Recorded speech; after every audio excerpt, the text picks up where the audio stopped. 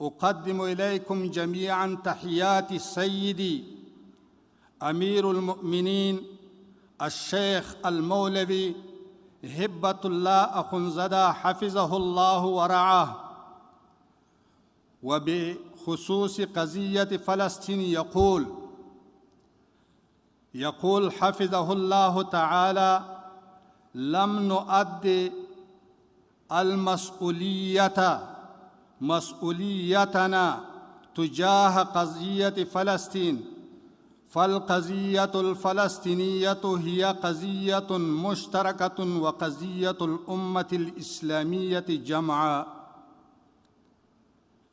أيها العلماء، أيها الحكماء، أيها الفضلاء، أنتم خيار الأمة، وأنتم زبدة الأمة الإسلامية.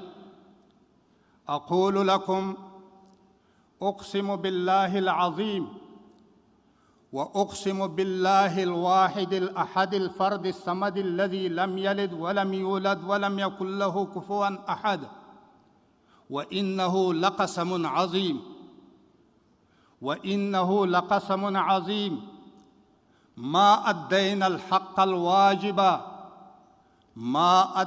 الحق الواجب علينا في قضية فلسطين أيما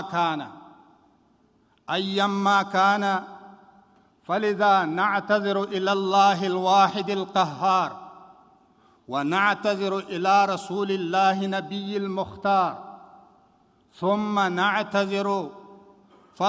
نعتذر إلى شعب فلسطين.